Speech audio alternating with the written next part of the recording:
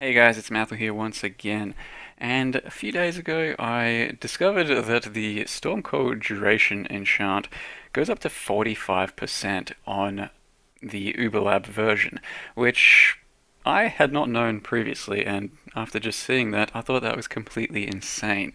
So that sparked me wanting to make a Stormcall build, since these days less duration's also buffed from what it used to be, so comboing a less duration gem and this enchant, you can get some pretty insane Stormcall cast times, going all the way down to 0.34 with just these two things being comboed.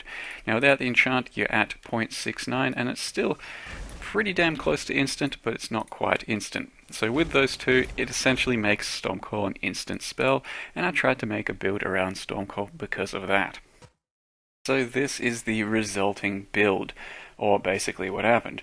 Now I do want to mention this isn't really a build guide or anything, more of a proof of concept that Stormcall is actually quite a good and strong, powerful spell with the right tools, and by that I mean probably at least a lab enchant. Whether it's Merciless or Uber, doesn't particularly matter, you'll still have pretty great success even without it, but it just kind of changes your playstyle to at least have that plus the gem. Now, the way I've gone about building this character, it's still quite a work in progress, but I decided to go for Elementalist and Voltaxic.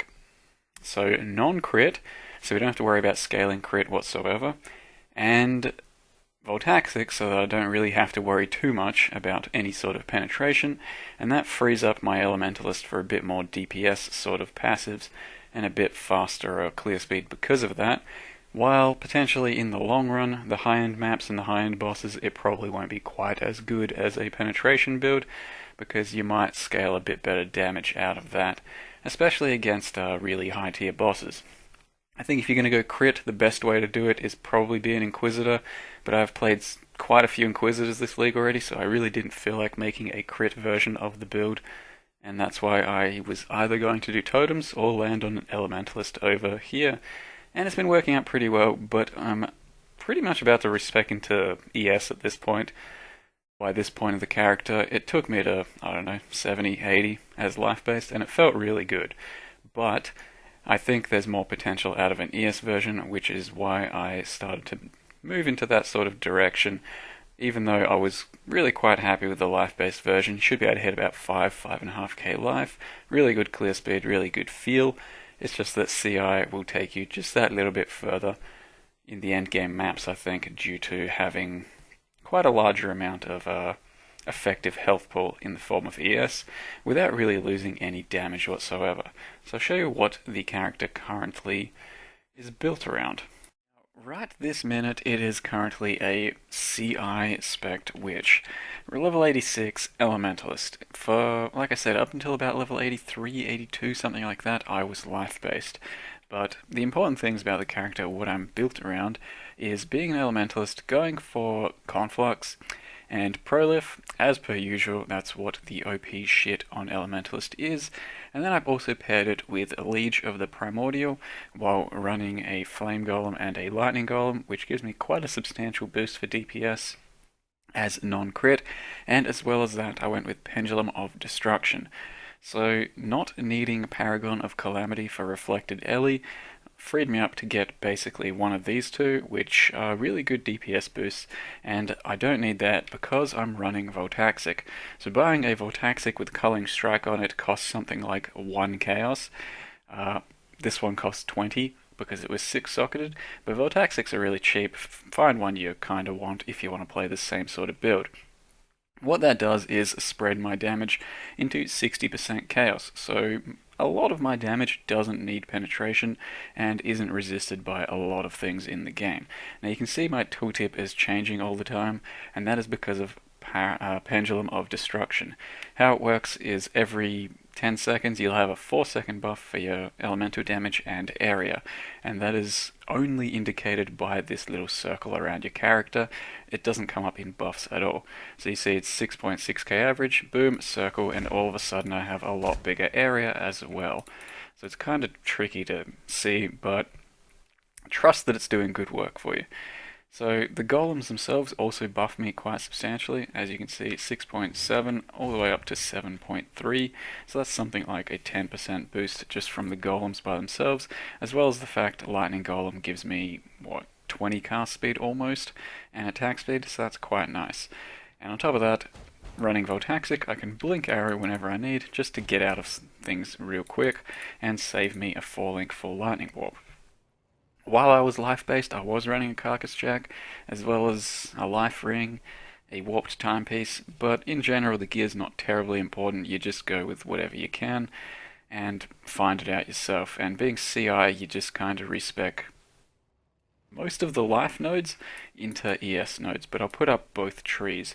So the tree mostly consists of just going all the way around the top, Shadow, Witch, and Templar, and grabbing as much damage as you can, as well as the AoE nodes, and in this case also the flask nodes. So we got the damage up there, we got damage here, got damage everywhere.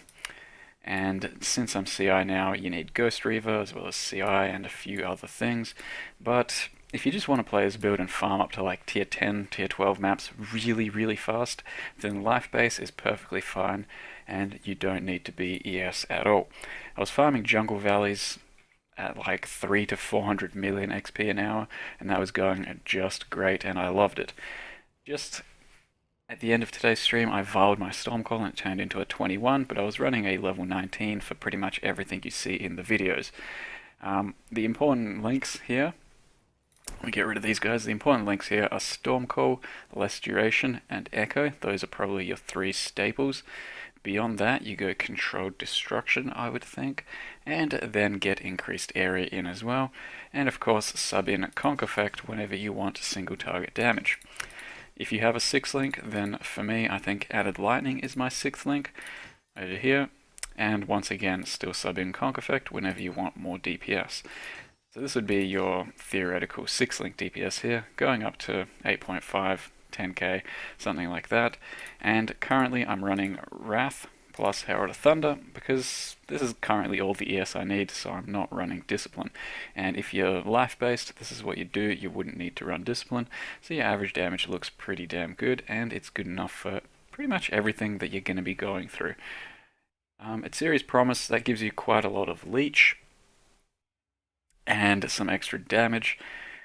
Your Writhing Jar Flask lets you proc Conflux, so that you can then use Conflux on bosses.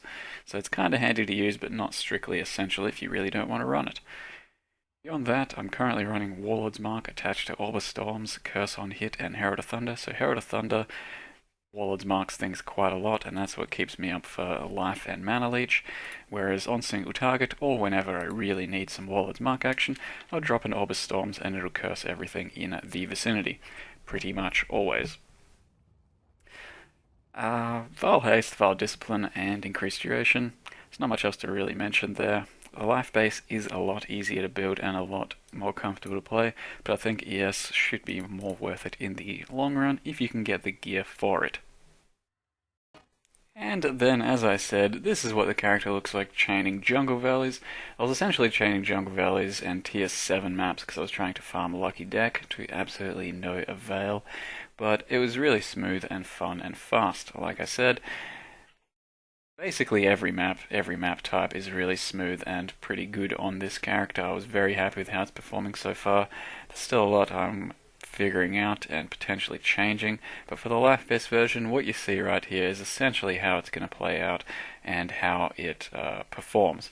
It is, like I said, still on a 5-link here, so I wasn't making use of the 6-link in Carcass Jack if you're afraid of that. And if you're talking about the whole build in general, what it costs to get to this point, it's probably like 1 Exalt.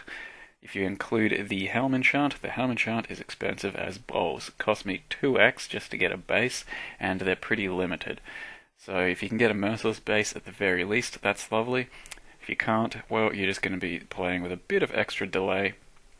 I personally would farm the shit out of Uberlab if I did not have the Helm Enchant and I wanted to play Stormcall, because it should be really worth it. Lastly, I'll just finish off with a couple of little clips of this Residence monstrous treasure I did while I was CI, so I've just recently respected to CI on this character, At this stage, I'm still running a 5-link and a Beast Fur Shawl. It's still not terribly expensive at this stage, but we've got decent ES even without discipline at this point, and you can get as much as you really want, I suppose. And it's performing rather well, but there's not too much to say at this stage because it's still pretty freshly CI and I'm figuring things out as I go. So hopefully in the coming day or two I'll have a much more conclusive video about the CI version of this Stormcall build. But for now, I hope it gets you guys thinking just a bit about Stormcall. Maybe you want to make your own build somehow, and Inquisitor Crit 1 is pretty damn good, I would think. Thanks for watching today's video, and I'll see you guys next time.